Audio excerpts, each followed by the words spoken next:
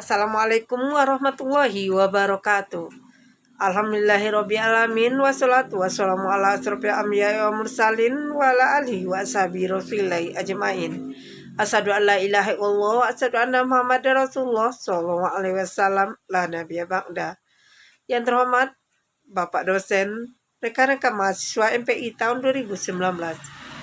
Puji syukur kehadirat Allah Subhanahu wa taala karena berkat rahmat dan izin beliau jualah sehingga pada saat sekarang ini kita masih diberi kesempatan untuk mengikuti acara perkuliahan pengambilan keputusan. Selawat berserta salam tidak lupa pula kita kirimkan buat arwah juang kita yakni Nabi besar Muhammad sallallahu alaihi wasallam dengan mengucapkan Allahumma sholli ala Muhammad wa ala ali Muhammad. Baiklah, kami dari kelompok 2 akan memaparkan isi makalah kelompok kami. Sebelum kami memaparkan isi makalah kelompok kami akan perkenalkan teman-teman kami terlebih dahulu. Yang pertama, Ibu Elisnia Rezika. Yang kedua, Ibu Anissa Fitri. Yang ketiga, Bapak Jamaluddin. Yang keempat, Bapak Saputra. Yang kelima, saya sendiri, Sani Yasnaini. Sebelum teman-teman kami mempresentasikan hasil diskusi kelompok 2, mungkin nantinya karena kami terdiri dari beberapa orang, dalam waktu penyampaian makalah kami bagi beberapa poin. Yang pertama, poin pertama nanti akan dibacakan oleh Ibu Elisnia. Poin kedua akan dibacakan oleh Ibu Anissa. Poin ketiga akan dibacakan oleh Bapak Jamaluddin. Poin keempat akan dibacakan oleh Bapak Saputra. Sebelum teman-teman kami memaparkan, mungkin nantinya akan banyak kekurangan dari hasil makalah kelompok kami. Jadi kami mohon kepada teman-teman dan Bapak dosen sebagai pembimbing untuk memberikan saran, kritikan, dan penyempurnaan dari makalah kelompok kami ini. Dan kepada teman kami yang pertama, Elisnia, untuk dapat memaparkan isi makalah kami kepada teman kami, disilakan. Sebelum Elisnia memulainya, kita buka dengan bacakan Bismillahirrahmanirrahim.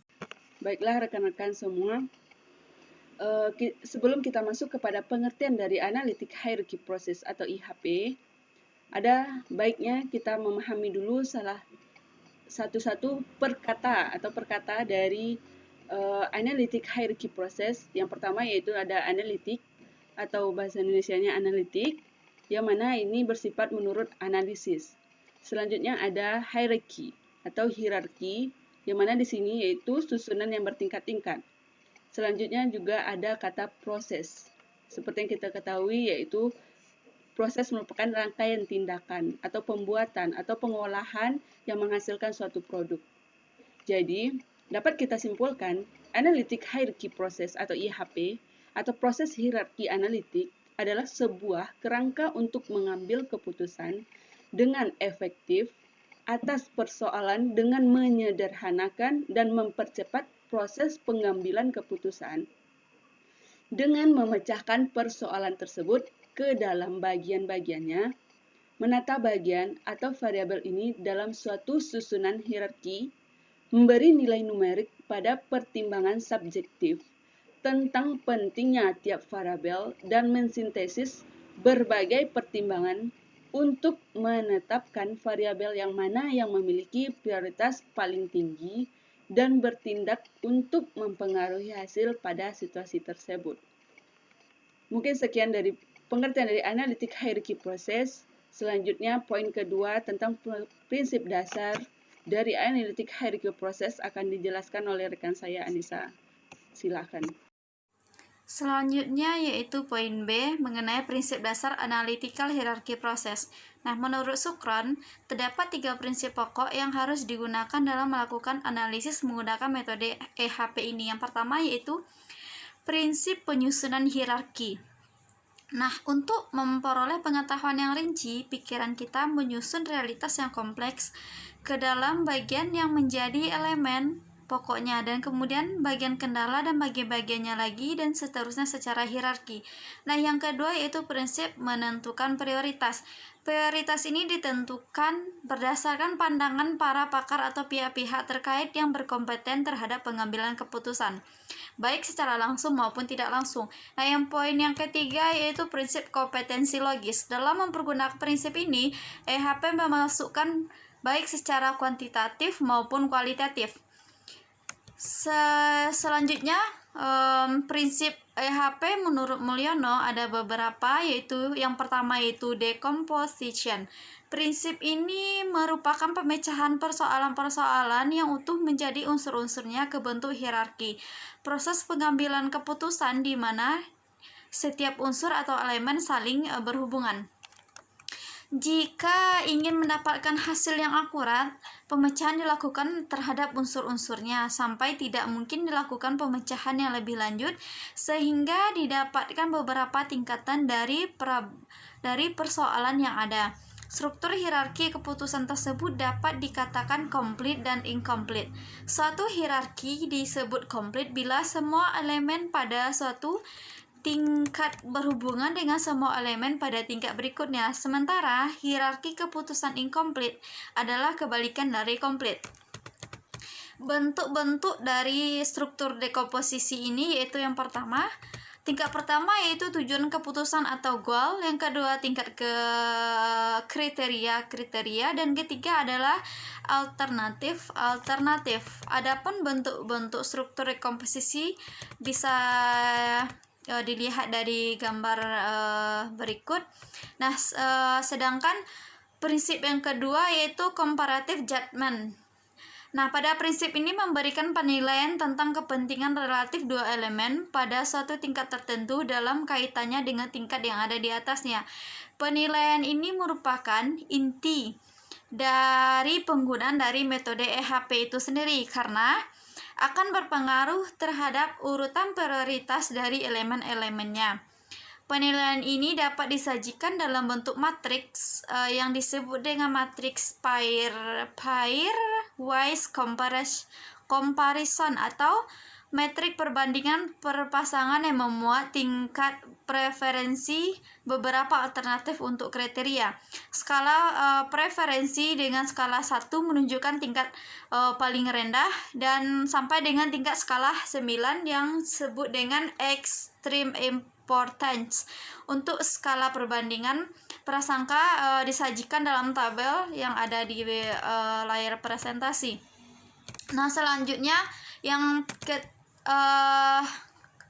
prinsip yang ketiga yaitu systemis of priority. Pada prinsip ini menyajikan matriks pairwise comparison dengan kemudian dicari eigenvektornya untuk mendapatkan local priority. Karena matriks pairwise comparison terdapat pada setiap tingkat, maka untuk mendapatkan global priority dapat dilakukan sintesa di antara local priority.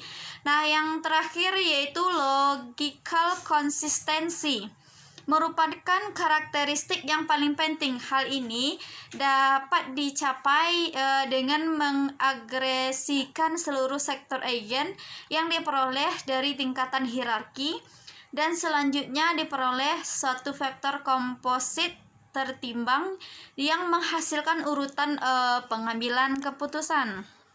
Baiklah, kami akan melanjutkan bahasan mengenai analitik hierarki proses ini pada pokok bahasan langkah-langkah atau tahapan-tahapan dalam melakukan analitik hierarki proses. Ada beberapa langkah yang dapat kita lakukan ketika kita membuat analitik hierarki proses. Langkah pertama adalah menentukan atau mendefinisikan masalah serta menentukan solusi yang kita inginkan. Dalam kita melakukan analitik hierarki proses ini, bagaimana kita identifikasi masalahnya, lalu kita tentukan solusi dan alternatif solusi yang dapat menjawab permasalahan tersebut. Kemudian kita lanjutkan dengan membuat struktur hierarki, di mana pada struktur hierarki ini kita letakkan tujuan sebagai hierarki yang paling atas. Di level bawahnya kita buat alternatif solusi yang bisa menjawab atau bisa mencapai tujuan tersebut. Nah, mungkin juga ada beberapa alternatif solusi yang lainnya. Bisa juga kita letakkan di bawah alternatif itu kriteria atau subkriteria yang lainnya. Lalu yang ketiga, kita lakukan perbandingan terhadap masing-masing elemen yang ada sehingga kita dapat menentukan nilai konsistensi daripada setiap hierarki tersebut. Nah, ini kita lakukan untuk setiap hierarki yang kita buat di dalam pencapaian tujuan tersebut. Jadi inilah mungkin tahapan-tahapan yang dapat kita lakukan untuk dalam melakukan analitik hierarki proses. Selanjutnya, adapun kelebihan dan kelemahan analytical hierarchy process atau bisa disebut AHP. Kelebihan metode AHP yaitu sebagai berikut. Yang pertama, fleksibel. AHP dapat secara fleksibel digunakan untuk menyelesaikan beragam jenis masalah yang terstruktur. Yang kedua, mereduksi kompleksitas. AHP menggabungkan pendekatan deduktif dan sistem untuk digunakan secara komprehensif dalam meninjau masalah yang kompleks. Yang ketiga, melihat ketergantungan elemen. AHP dapat menyelesaikan masalah dengan elemen-elemen yang saling bergantung. Kemudian yang keempat, penyusunan hierarki. AHP dapat meniru kemampuan manusia dalam menyusun struktur masalah ke dalam hierarki. Yang kelima, pengukuran. AHP dapat menghasilkan skala pengukuran atau bobot untuk elemen-elemen kualitatif dan abstrak. Yang keenam, konsistensi. AHP memberikan analisis konsistensi dalam penilaian kesesuaian data hierarki yang merupakan refleksi atau logika manusia. Yang ketujuh, sintesis. AHP menghasilkan pertimbangan dan penilaian menyeluruh untuk setiap alternatif. Selain kelebihan, AHP juga mempunyai kekurangan, yaitu yang pertama, membutuhkan partisipasi pihak yang benar-benar mengetahui permasalahan yang real yang ada, khususnya dalam membangun hierarki permasalahan. Yang kedua, jika dalam pengambilan masalah multi partisipan terdapat perbedaan yang sangat ekstrim atau dapat dilihat dari hasil analisis konsistensi, maka AHP tidak dapat langsung diterapkan dan perlu dilakukan suatu usaha untuk menyatukan pendapat atau masalah. Yang ketiga, AHP tidak dapat ditinjau dari segi statistik murni atau distribusi peluang karena pengambilan sampel tidak acak dan dapat dilakukan secara single partisipan maupun multi partisipan. Sekian, terima kasih. Itulah tampilan makalah dari kelompok kami. Saya kembalikan lagi kepada moderator.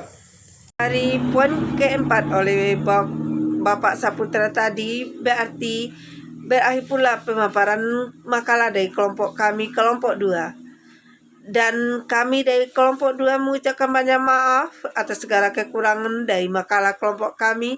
Dan mari kita tutup dengan membacakan Alhamdulillahirrabbilalamin.